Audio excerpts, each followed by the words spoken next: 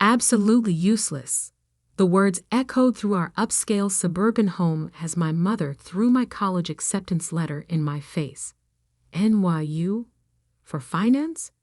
What a waste of money. I stood in our pristine kitchen, watching the letter flutter to the marble floor, my dreams of studying finance scattered like confetti at my feet.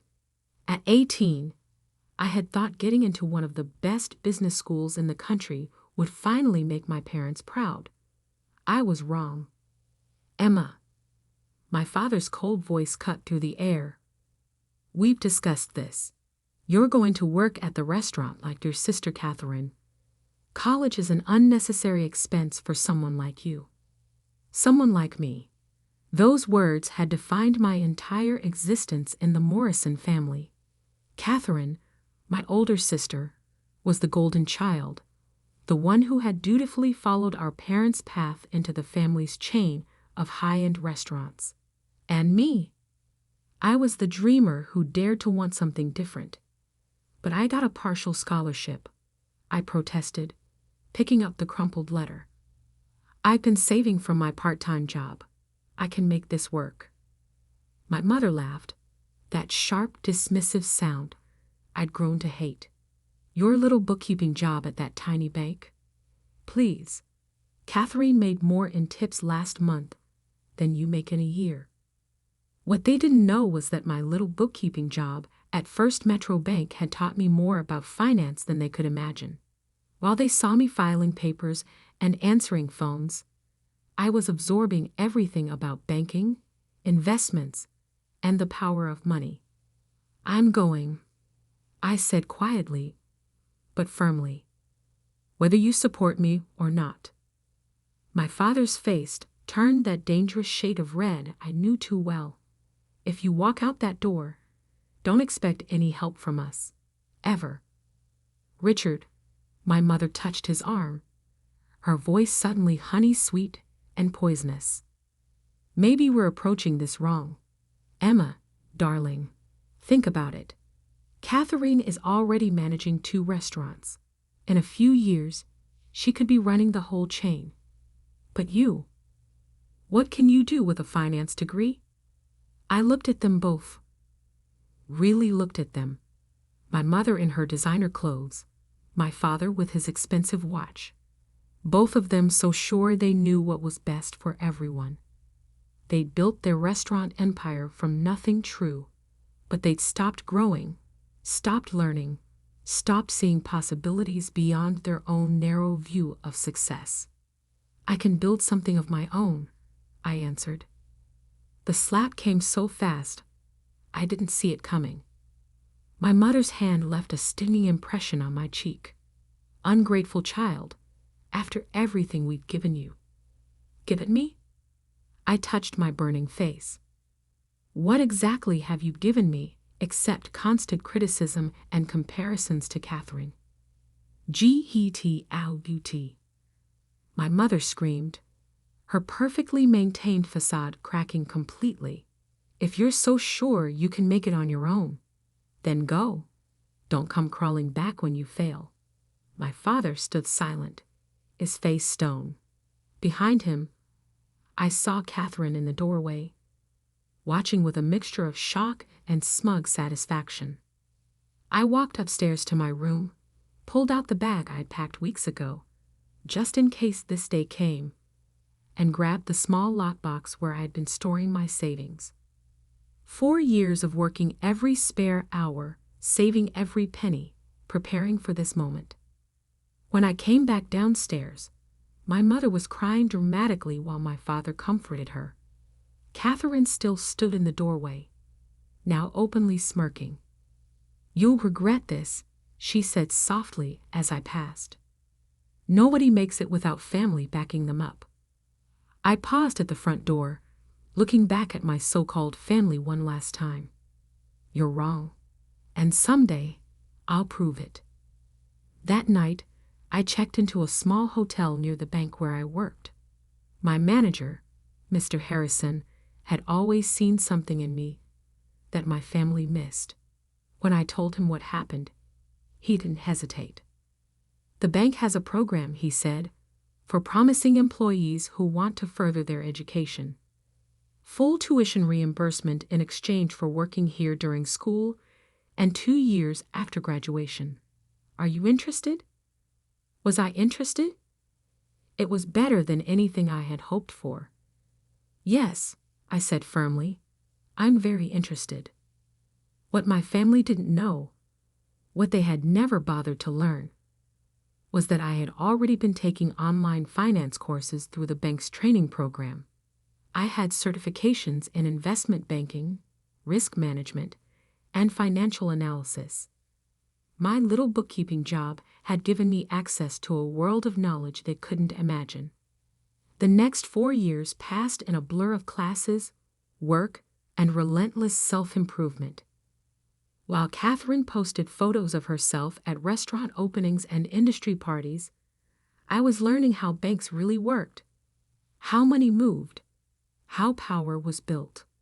I graduated from NYU summa cum laude, with job offers from top investment firms. But I stayed at First Metro Bank, working my way up from department to department. I learned everything about bank operations, from loans to acquisitions. 10 years after my parents threw me out, I founded my own investment company, Phoenix Financial. We specialized in buying struggling banks, restructuring them, and turning them into profitable powerhouses. My family's name and their precious restaurants meant nothing in the world I now inhabited.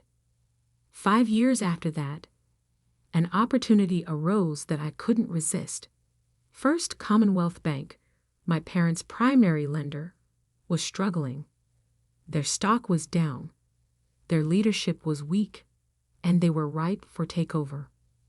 I sat in my corner office, looking at the acquisition proposal on my desk. My parents had no idea that their loyal family bank was about to become mine. They had no idea that their daughter, the one they'd thrown away as useless, now controlled billions in assets. They would find out soon enough. According to the reports, the Morrison Restaurant Group had several large loans coming due. Loans they were struggling to pay thanks to Catherine's mismanagement and their own refusal to modernize. Soon, they would come begging for extensions, for better terms, for mercy from a bank they thought they knew. Instead, they would find me. I picked up the phone and dialed my chief operating officer. Janet, execute Project Homecoming. It's time to buy First Commonwealth Bank. The wheel had turned full circle. The useless daughter they'd thrown away was about to become their bank's owner. And unlike them, I understood exactly how to use that power. I opened my desk drawer and pulled out that crumpled NYU acceptance letter, the one I'd retrieved from the floor 15 years ago. I'd kept it as a reminder of where I started. Now it would serve as a reminder of how far I'd come. And my family? They were about to learn that sometimes the people you dismiss as useless turn out to be the most powerful of all. The takeover of First Commonwealth Bank went exactly as planned. The press announcement hit the morning news. Phoenix Financial acquires First Commonwealth in $2.8 billion deal. My parents wouldn't understand the significance yet. They never read the financial news, but they would soon enough. I sat in my new office at First Commonwealth's headquarters, reviewing their loan portfolio. The Morrison Restaurant Group's files lay open on my desk. 6 restaurants struggling with debt, outdated business models, and declining profits. My sister Catherine's signature was on most of the recent documents, each one showing increasingly desperate attempts to secure more funding. Ms. Williams? My assistant's voice came through the intercom. Catherine Morrison is here for her 2 p.m. meeting about the loan extensions. I smiled, remembering my sister's last words to me 15 years ago. Send her in. Catherine strutted in, designer heels clicking on the marble floor. She hadn't changed much, still perfectly groomed, still radiating that air of entitled confidence. She stopped short when she saw me, her perfectly maintained facade cracking. "Emma?" she whispered, then quickly recovered. "What are you doing here?" "Hello, Catherine." I gestured to the chair across from my desk. "Please, sit down. We have a lot to discuss." If this is some kind of joke, she remained standing, clutching her expensive handbag like a shield. "No joke." I opened the Morrison Group's file. "I see you're here to discuss extending the loans on restaurants 3 through 6. They're significantly underwater, aren't they?" The color drained from her face. You work here?"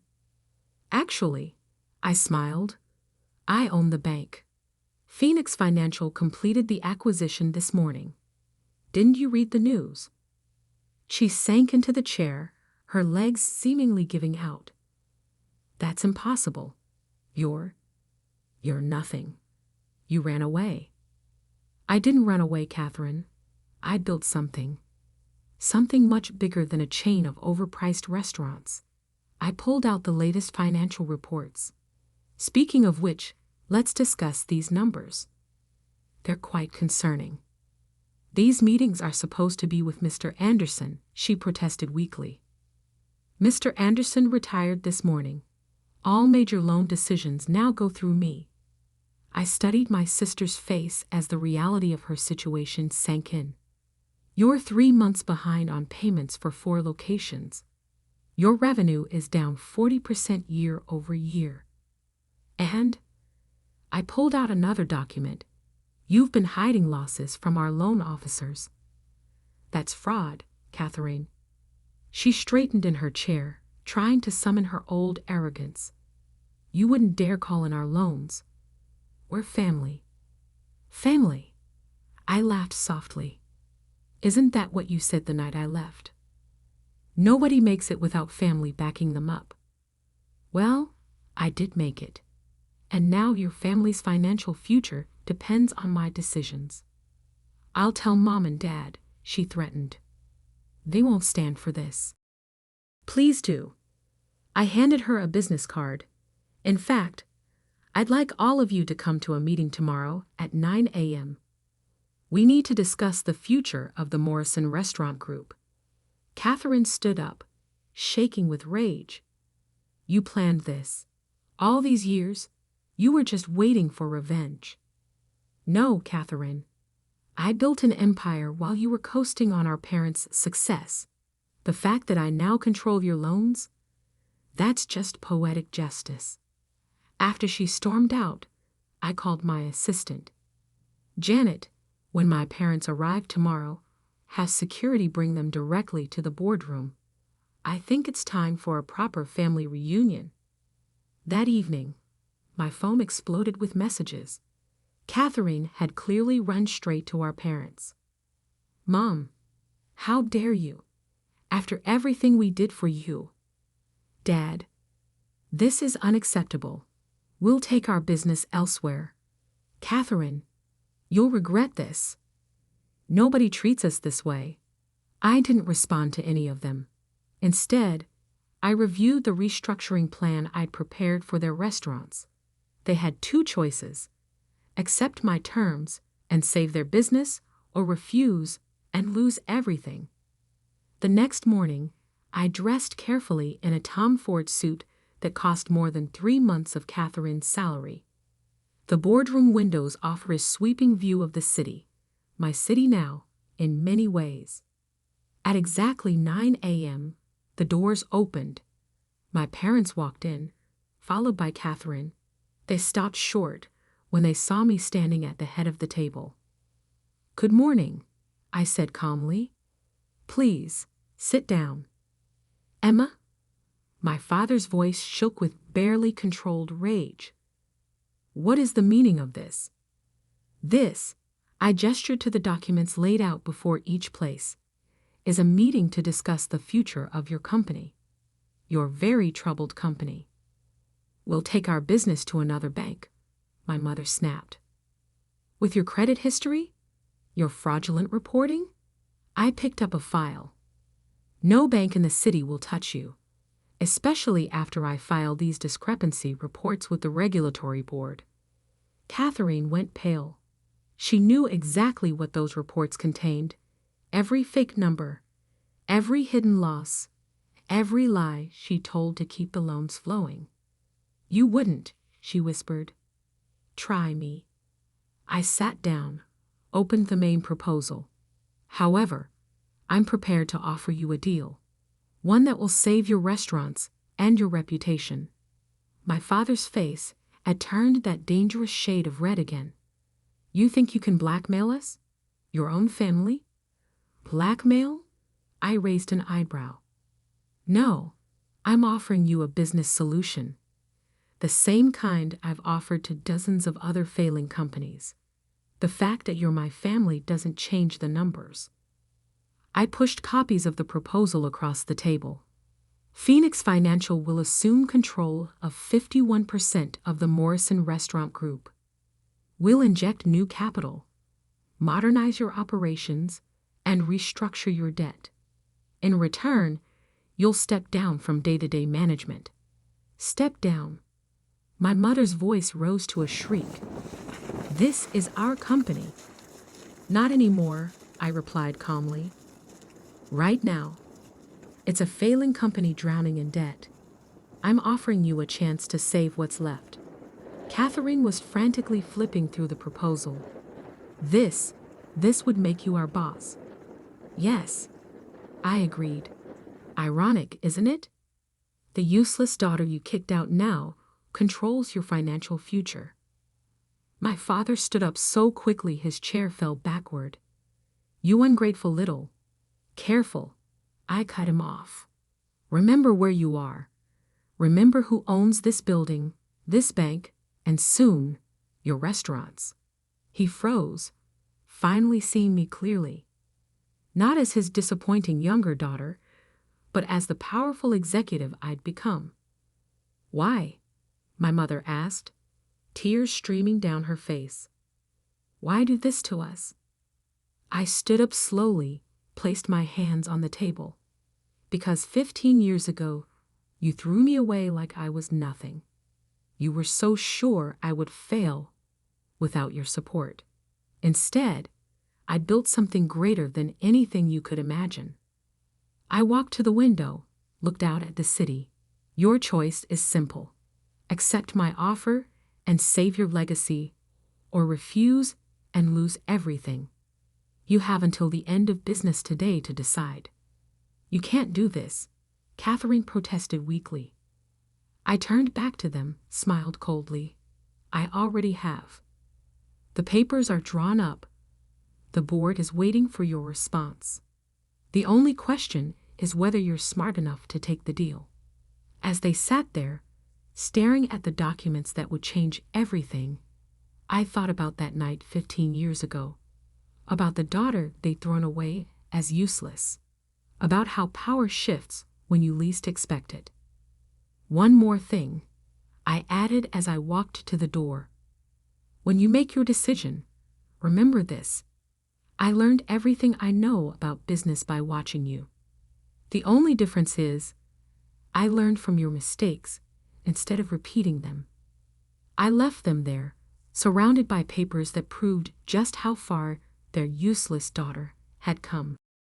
The wheel had turned full circle, and now they had to choose. Accept my authority or lose everything they built. Either way, I had already won. They signed the papers at 4:59 p.m. I watched from my office as my father's hand trembled slightly, signing away control of the empire he built. My mother dabbed at her eyes with an expensive handkerchief while Catherine stared blankly at the wall, her perfect world completely shattered. "Congratulations," my lawyer said smoothly, gathering the documents. "Phoenix Financial is now the majority owner of the Morrison Restaurant Group." "What happens now?"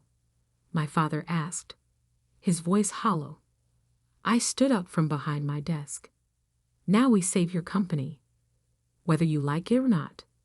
The next few weeks were a whirlwind of changes. I brought in my own management team to audit every aspect of the restaurant chain. The results were worse than even I had expected. They've been operating on an outdated business model for years, Janet reported, spreading spreadsheets across my desk. No online presence, no modern marketing, no adaptation to changing customer preferences. It's like they're stuck in 1995. Catherine's been hiding the real numbers, my CFO added. They're not just underwater, they're drowning. Without our intervention, they would have collapsed within 6 months. I nodded, unsurprised. My sister had always been better at appearances than actual management. Start the restructuring. Full modernization, complete menu overhaul, new marketing strategy, and schedule a full board meeting for next week. The board meeting was the first time I'd seen my family since they signed the papers. They sat at the far end of the table, looking small and defeated. Catherine had lost her designer polish. There were shadows under her eyes, and her clothes looked rumpled. The Morrison Restaurant Group is fundamentally sound, I began, standing at the head of the table. The brand has value, the locations are prime, and there's a loyal customer base. The problem isn't the business, it's how it's been run. I clicked through slides showing the changes we planned.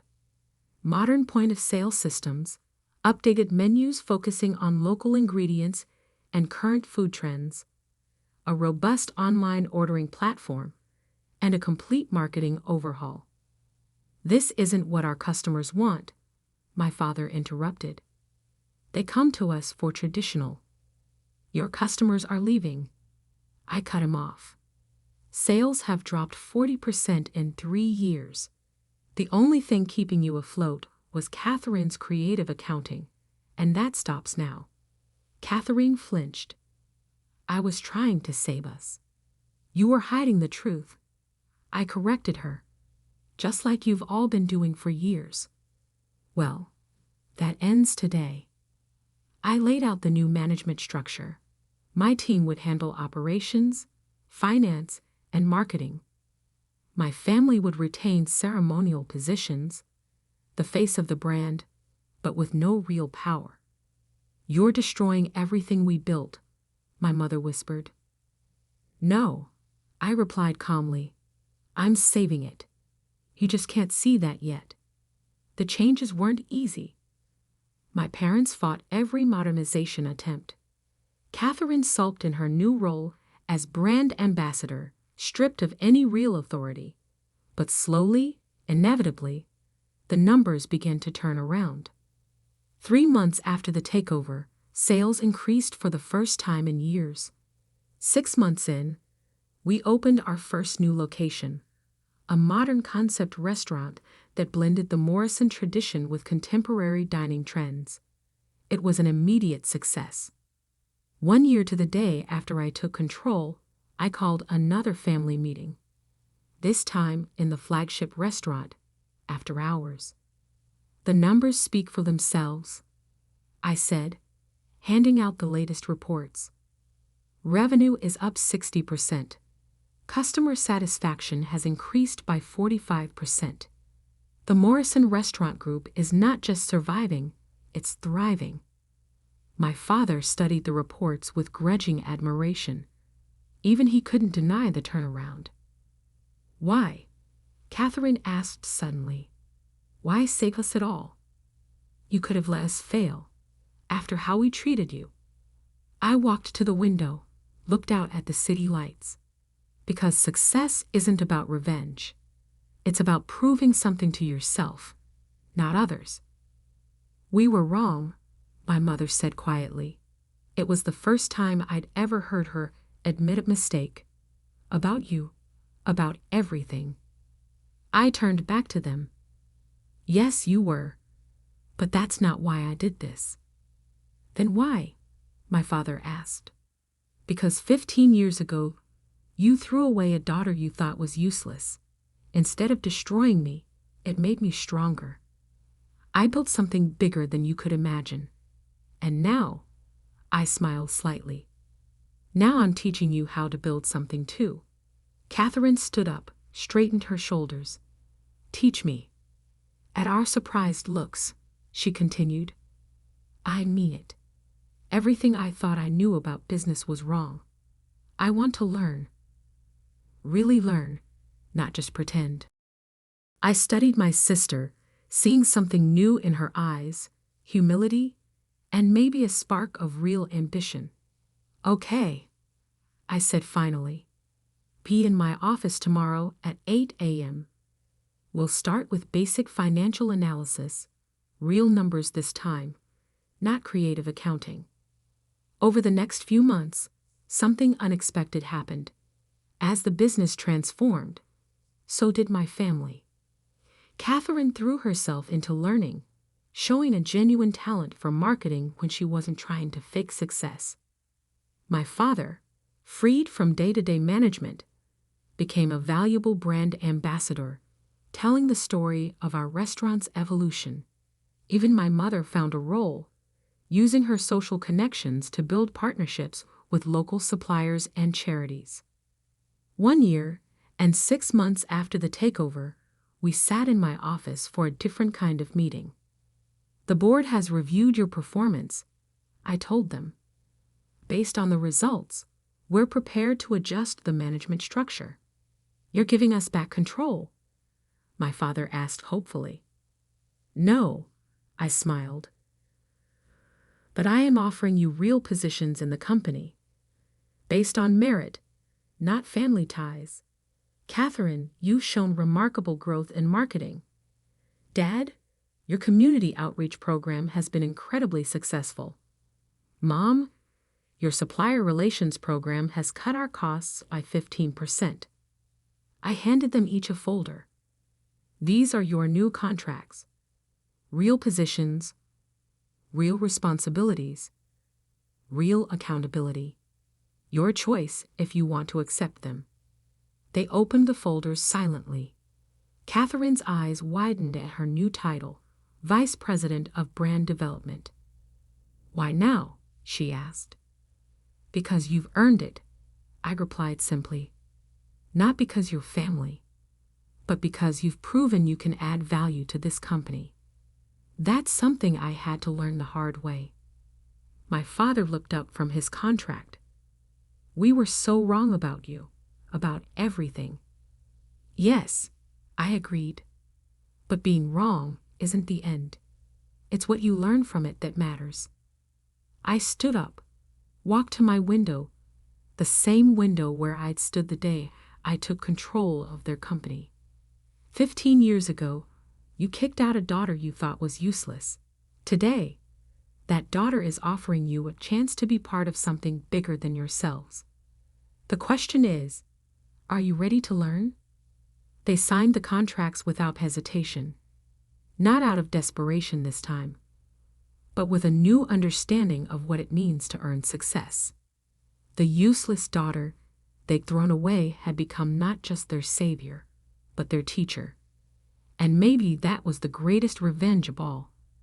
Not destroying them, but showing them a better way to build something lasting. The family that had once cast me out now looked to me for leadership. The sister who had mocked my ambitions now learned at my side. The parents who had dismissed my dreams now saw them become reality. Sometimes success isn't about proving others wrong. Sometimes it's about being strong enough to show them how to be right.